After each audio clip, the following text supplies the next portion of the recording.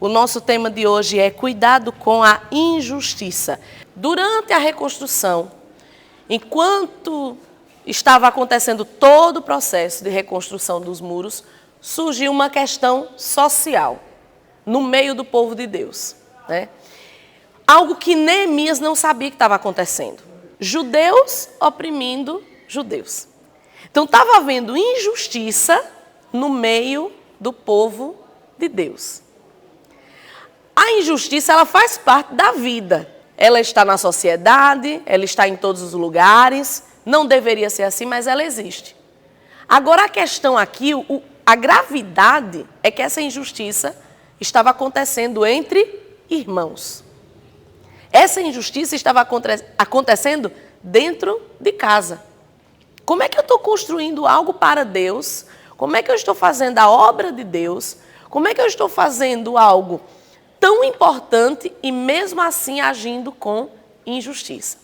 Então, eu não sei se vocês perceberam aí, principalmente nos primeiros versículos, tinha caso de exploração alimentar. Eles, para poder ter a comida, os mais pobres, para poder ter a comida, estavam fazendo empréstimos para poder comer e mesmo assim eram empréstimos abusivos. Outros estavam penhorando até as casas. Olha o absurdo. Tinha gente penhorando a casa para poder comer. Tinha gente que estava vendendo as terras para poder comprar comida.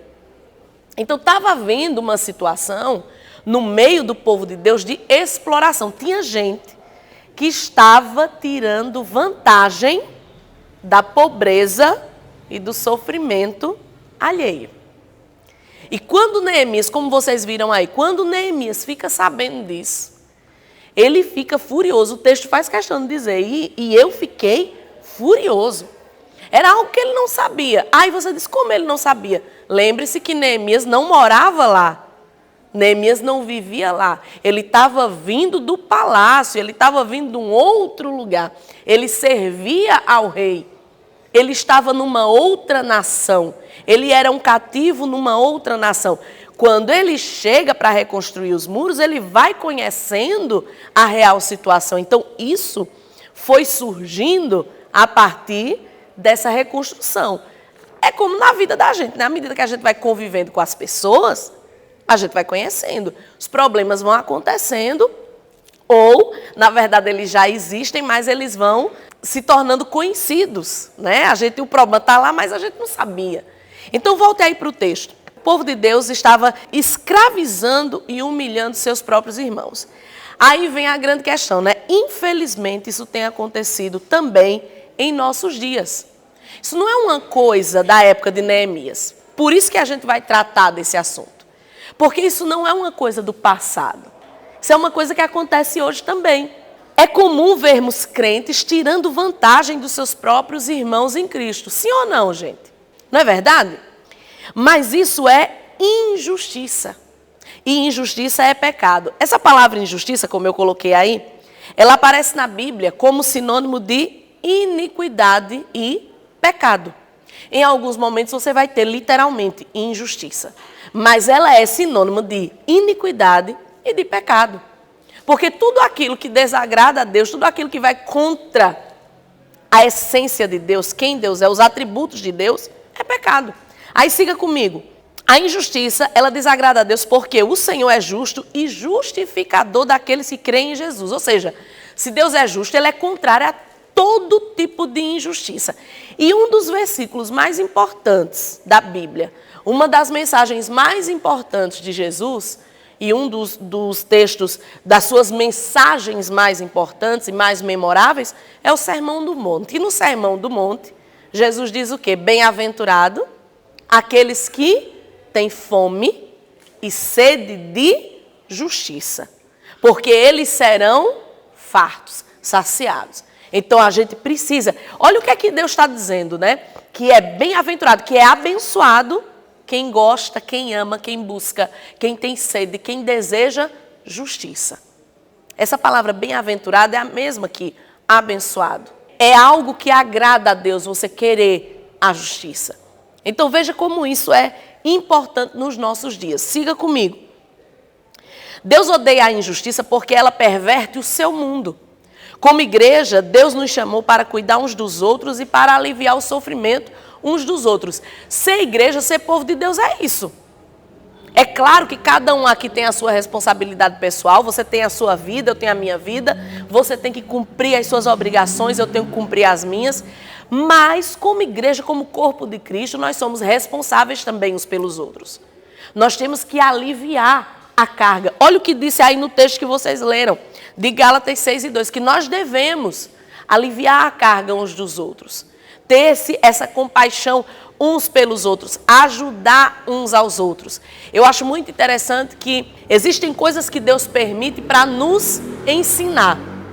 Uma das coisas que eu acho muito interessante é o fato de até Jesus, na hora que está carregando a sua cruz, ter um momento de fraqueza e precisar de uma pessoa comum para ajudar a carregar a cruz, que é o Simão Cirineu.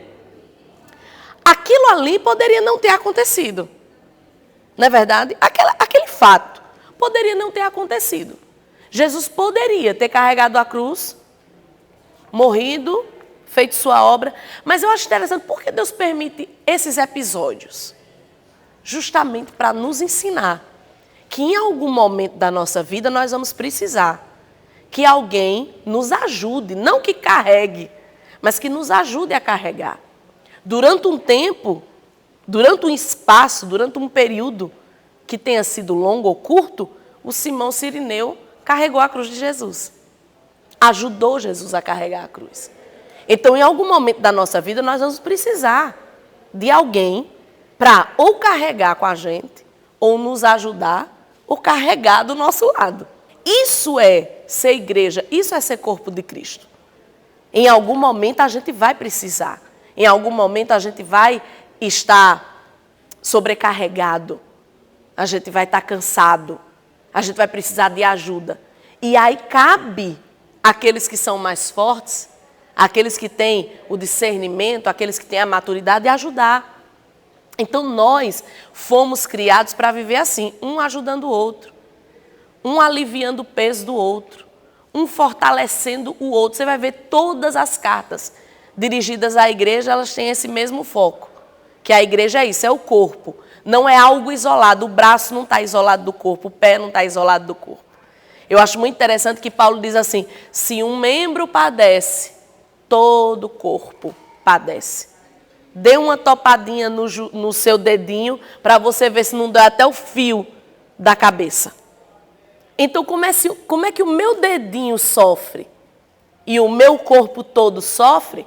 Como é que eu não entendo isso como igreja? Como é que eu não entendo isso como corpo de Cristo? Então, nós precisamos ter esse entendimento. Se tem alguém precisando, se tem alguém passando por um problema, esse problema também é meu. Eu preciso também me condoer, me compadecer. É lógico que a Bíblia é muito perfeita, porque a mesma Bíblia que diz levar as cargas um dos outros, diz assim, no mesmo texto, e cada um vai levar a sua própria carga. É um equilíbrio, ou seja, eu vou te ajudar, mas a responsabilidade é sua. Então você não tem responsabilidade com o meu problema. Tem coisa que eu tenho que viver sozinha, que eu tenho que resolver sozinha, que eu tenho que sofrer sozinha. Agora, existem momentos que nós vamos precisar viver isso no coletivo, nos ajudar mutuamente, nos aliviar mutuamente. Então, é esse equilíbrio que a gente precisa ter e a gente precisa entender para viver uma vida tranquila. Então, volte aí.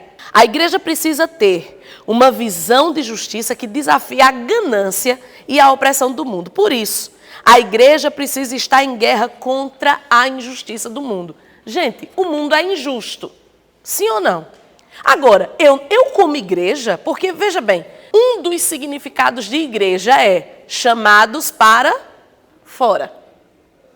Chamados para fora. Essa palavra igreja, um dos significados é esse. Chamados para fora. Ou seja, nós estamos nesse mundo, mas nós somos chamados para viver uma vida diferente. Então eu não vou me amoldar a esse sistema. Eu não vou me amoldar aos maus costumes. Porque se for para ser igreja e viver do mesmo jeito, que sentido? Por isso que Jesus disse, olha, Senhor, guarde eles aqui no mundo, livra-os do mal. Aí Paulo diz, olha, não é para vocês se amoldarem aos padrões desse mundo. Não é para vocês se comportarem como o mundo se comporta. Ou seja, nós estamos aqui, mas nós somos ETs, né? A nossa pátria não é aqui. O nosso reino não é aqui. Então, o nosso padrão não está aqui. O nosso padrão é o céu. O nosso padrão não é o vizinho. O nosso padrão não é aquele amigo, não é a sociedade, não é o fulano, não é o famoso. Não, o nosso padrão é celestial. Então, é a esse padrão que nós temos que nos amoldar. É por isso que a igreja não pode compactuar com injustiça. E a igreja precisa ensinar a justiça. E quando eu digo igreja, é você, sou eu. Nós precisamos ensinar a importância da justiça. Eu não posso fazer o que todo mundo está fazendo. Eu tenho que fazer aquilo que é certo. Eu não tenho que viver pelos padrões do mundo. Eu tenho que viver pelos padrões da palavra. Eu não tenho que fazer o que todo mundo está fazendo e está dando certo aparentemente. Eu tenho que fazer aquilo que a Bíblia me ensina. Aquilo que a Bíblia me mostra.